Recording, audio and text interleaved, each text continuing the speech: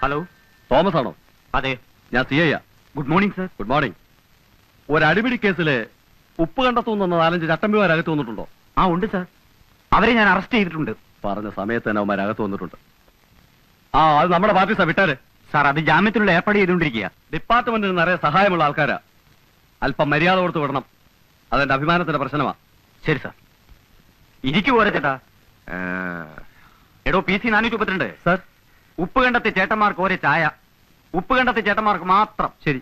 വിളിച്ചത് സർക്കിളായിരിക്കും. അതെ. ആ, നമ്മുടെ കുര്യച്ചനെ കള്ളൻ. അവൻ പറഞ്ഞ സമയത്ത് തന്നെ വിളിച്ചു കളഞ്ഞല്ലോ.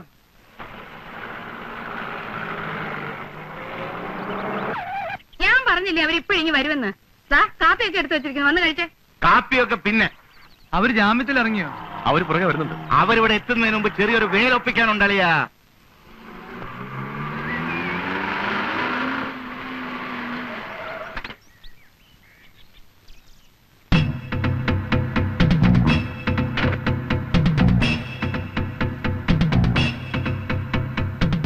എന്നതാടാ കണ്ണു മഞ്ഞളിക്കുന്നേ? എന്റെ പെങ്ങക്ക് ഞങ്ങളുടെ തന്ത മടച്ചുണ്ടാക്കിയ കാശ് കൊണ്ട് സ്ത്രീധനം കൊടുത്ത സ്ഥലമായത്. ഇതിലെ കൂടെ നീ ഓസിന് വഴി നടക്കണ്ട. എന്നാലും പോരെ, ഇത് കുറച്ച് അതിക്രമാ. അവര് പിന്നെ എങ്ങനെ വീട്ടിലോട്ട് പോകും? അവരെങ്ങനെയും പൊക്കോളും. അധികം പോയി വേദപുസ്തകം വായിക്കും. എല്ലാരോടുമായിട്ടാണ് പറയുന്നത്. നിനക്കൊക്കെ കാറ് കയറ്റിക്കൊണ്ട് പോണേ വേറെ പറമ്പ് നോക്കണം. ഇല്ലേ 6 നീന്തിയ തോട് കയറി കടന്നു പൊക്കണം. എന്താണ് നോക്കി നിൽക്കുന്നത്? പോടാ. അതോ വേലി വയ്ക്കണമെന്നുണ്ടോ? അതോ ഇനി ഒരു കയ്യാങ്കളി കൂടി നോക്കണമെന്നുണ്ടോ? അല്ല, ഞങ്ങൾക്ക് ബുദ്ധിമുട്ടൊന്നുമില്ല. അല്ലടാ, 2 തോടെ എണ്ണയുടെ ചെലവേ ഉള്ളൂ. പോയേക്കാം പാപ്പച്ച, അലമ്പുണ്ടാക്കണ്ട. വടക്കെടുത്തുകാരുടെ മുറ്റത്ത് കയറിട്ട് തോട്ടിൽ കൂടെ കയറിപ്പോ. ഇനിയും അലമ്പുണ്ടാക്കാൻ നിന്നാ ശരിയാവൂല. ഒരലമ്പുണ്ടാക്കിയ ക്ഷീണമേ മാറിയിട്ടില്ല.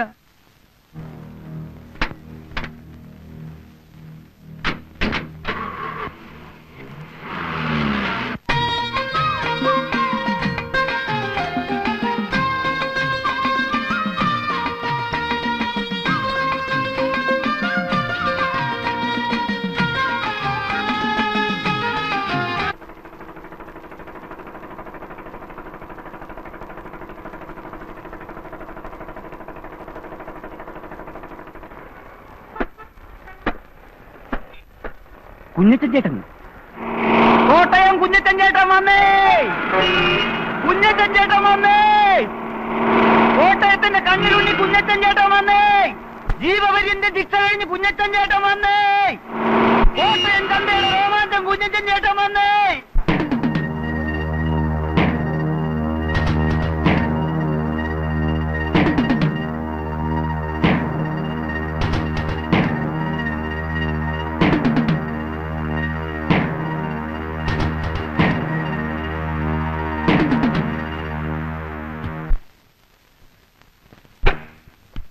മുതലാളി, ആ കോട്ടയം കുഞ്ഞാച്ചൻ വന്നിട്ടുണ്ട്.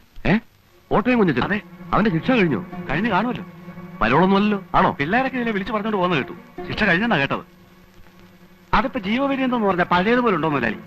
അവധി ദിവസങ്ങളും ഓരോരോ സർക്കാർ വരുമ്പോൾ കാണിക്കുന്ന വിട്ടുവീഴ്ചകളും എല്ലാം ചേർത്ത് ആകെ 5-8 കൊല്ലം കൊണ്ട് കച്ചവടം ഒന്ന് തീരും. ഏതായാലും നമ്മളെ പിള്ളേരുടെ ഒന്ന് പറഞ്ഞു വെച്ചേക്ക്. അവൻ നേരെ ഇങ്ങോട്ടായിരിക്കും വരുന്നത്. ഇങ്ങോട്ട് വന്നാലുടൻ ഗോഡൌണിലേക്ക് വരുത്താനുള്ള ഏർപ്പാട് ഞാൻ മാനേജരെ കൊണ്ട് ചെയ്യിച്ചേക്കാം. അത് വേണം മുതലാളി. അന്നന്ന് ചെയ്യേണ്ട കാര്യങ്ങൾ അന്നന്ന് ചെയ്യണമെന്ന് ഞാൻ നിന്നോട് പല പ്രാവശ്യം പറഞ്ഞിട്ടില്ലേ കേശവൻകുട്ടി? ഇതൊന്നും നാളത്തേക്ക് വെക്കാവുന്ന കാര്യങ്ങളല്ല. നാളെ പിന്നെ അവൻ അതും പറഞ്ഞ് ഇവിടെ കയറി ഇറങ്ങി നടക്കും. ഇന്നേ ഇല്ലാന്ന് പറഞ്ഞു വിട്ടാ അങ്ങോട്ടും ഇങ്ങോട്ടും ഇച്ചിരി മേലു പോകും.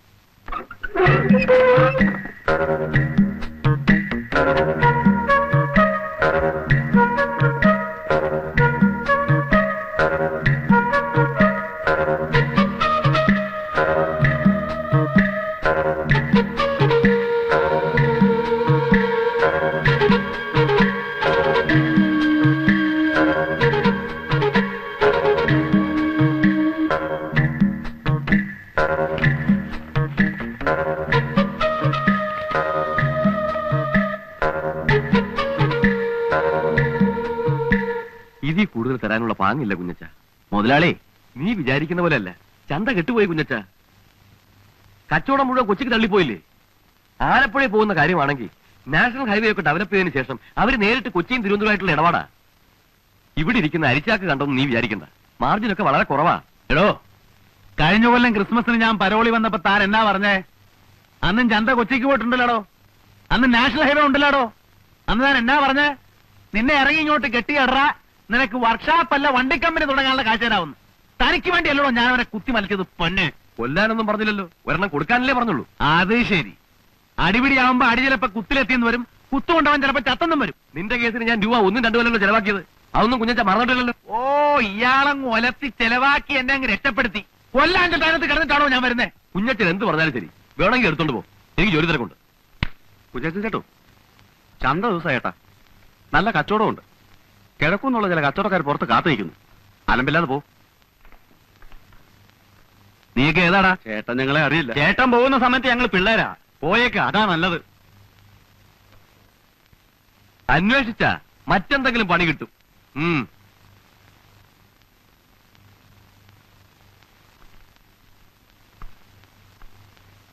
അല്ല, അവൻ കൊലപാതകം കഴിഞ്ഞ് 5-8 വർഷങ്ങൾക്ക് ശേഷം പ്രതിഫലം ചോദിക്കാൻ വന്നിരിക്കുക.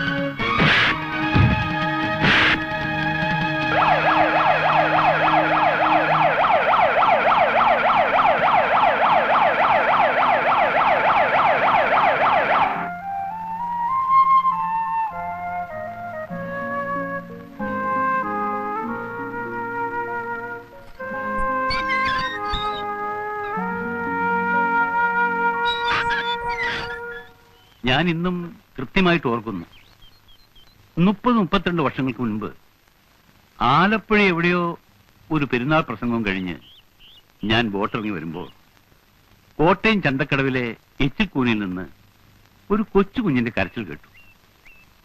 അതിനെ ഞാൻ അനാഥ മന്ദിരത്തിലാക്കി. ഞാൻ എന്റെ മകനെപ്പോലെ വളർത്തി, അവനെ പഠിപ്പിച്ച് ഒരു നിലയിലാക്കണമെന്ന് വെച്ച് ഞാൻ പഠിപ്പിക്കാൻ ശ്രമിച്ചു. പക്ഷേ അവൻ പഠിച്ചില്ല. എങ്കിലൊരു തൊഴിൽ ചെയ്ത് ജീവിക്കട്ടെ എന്ന് വെച്ച് അവനൊരു വർക്ക്ഷോപ്പിൽ അയച്ചു. പഠിച്ചു. അവിടെ അവൻ സമർത്ഥനായി. അപ്പോഴും സാത്താൻ അവനെ വിട്ടുപിരിഞ്ഞില്ല. അഴുക്ക് ചാലിലേക്ക് വീഴാനായിരുന്നു അവന്റെ വിധി. 10-12 വയസ്സായപ്പോഴേ എന്റെ കയ്യിൽ നിന്ന് പോയി. പിന്നെ വല്ലപ്പോഴൊക്കെ അവനെ കാണാറുണ്ട്. എന്നെ കാണുമ്പോ അവൻ ഒഴിഞ്ഞു മാറും. പിന്നീട് ഞാൻ കേൾക്കുന്നത് കോട്ടയം ചന്തയിലെ 1-ാം നമ്പർ റൗഡിയാണ് എന്റെ മോനെന്ന. നാട്ടുകാർ അവനൊരു പേരും കൊടുത്തു, കോട്ടയം കുഞ്ഞച്ചൻ. അച്ഛൻ എന്നോട് ക്ഷമിക്കണം. എന്റെ അപ്പനും അമ്മയും എല്ലാം കൂടെ ആയിട്ട് ഈ ഭൂലോകത്തുള്ള ഒരാൾ അച്ഛനാ. അച്ഛോ വെട്ടാനും കുത്താനും ഒന്നും അല്ല ഞാൻ ജയിലിൽ നിന്ന് വന്നത്. ഒരു വർക്ക്ഷോപ്പ് തുടങ്ങി സ്വന്തം കാലിൽ നിൽക്കണമെന്ന് ഓർത്ത് തന്നെയാ വന്നത്. ആദ്യം കിട്ടുന്ന കാശ് കൊണ്ട് അച്ഛനൊരു ലോഹ വാങ്ങിച്ചു തരണമെന്നൂടെ ഞാൻ വിചാരിച്ചതാ. പക്ഷെ അവസാനം ആ പട്ടിയെ ചതിച്ചോ. അവൻ ആരാണ്? നിന്റെ അപ്പനോ അപ്പൂപ്പനോ? ആരാണ് അവൻ? എന്തിന്റെ പ്രതിഫലമാണ് നീ അവനോട് ഞാൻ ചോദിച്ചത്? നാണോ ഇല്ലടാ അവൻ ചെയ്യാനൊക്കെ?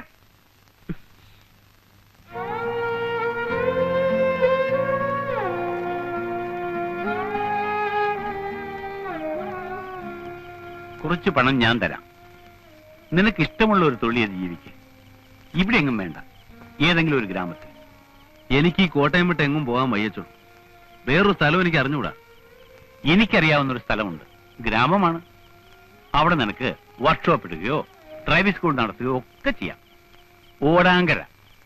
ഞാൻ കുറച്ചു കാലം അവിടെ വികാരിയായിട്ടിരുന്നിട്ടുണ്ട്. ഓടാങ്കര.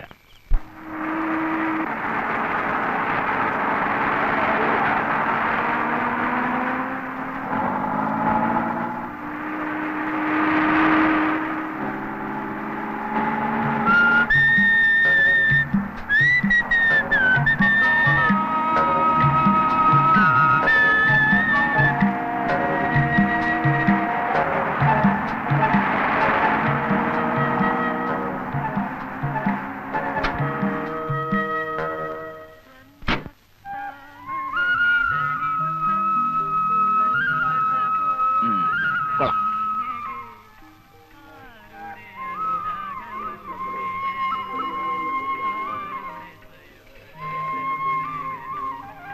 Hello, good morning.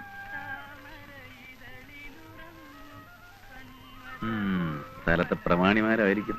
അയ്യോ, എന്റെ കൈ തരിക്കുന്നു. അയ്യോ, ഞാനൊന്നുമില്ലേ.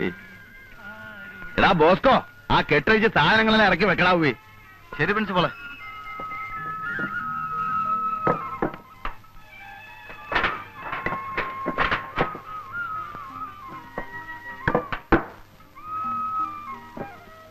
ആ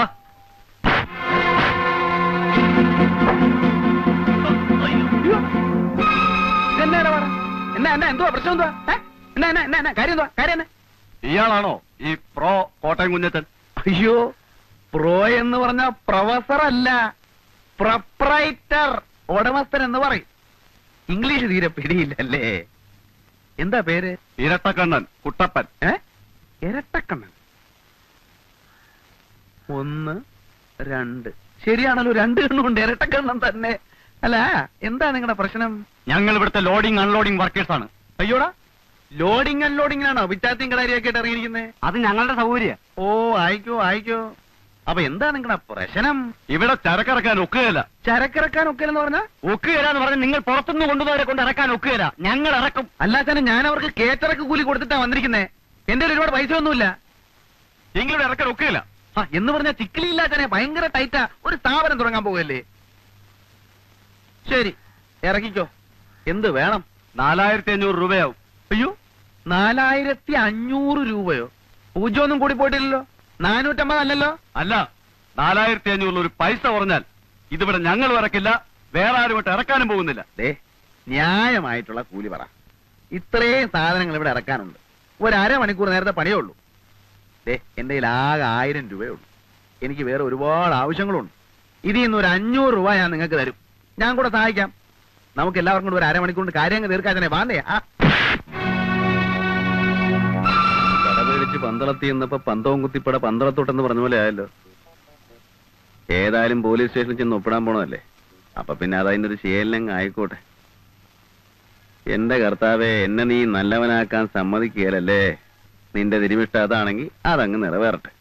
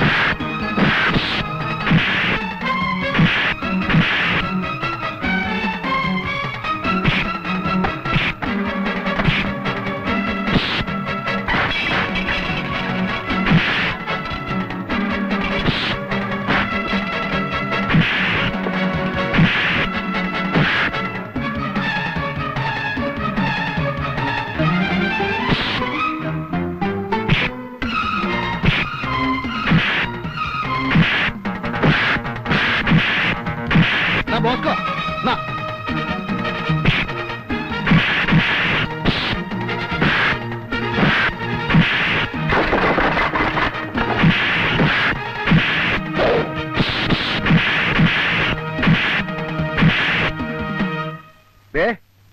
ഇരട്ടക്കണം ചേട്ടോ. വാക്ക് പറഞ്ഞ വാക്ക്. എവിടെ പറഞ്ഞ കാശുണ്ട്.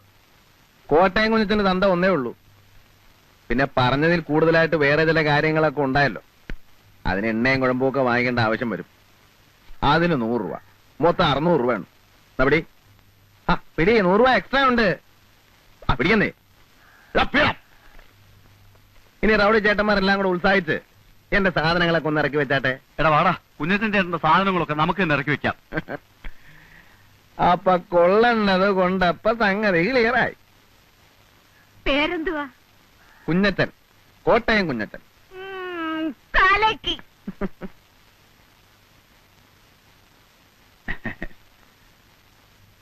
എന്റെ പൊന്ന് സാറേ, എന്നും കുന്നും 12 മാസവും ഇങ്ങനെ വന്ന് ഒപ്പിടാൻ പാടാണ് സാറേ.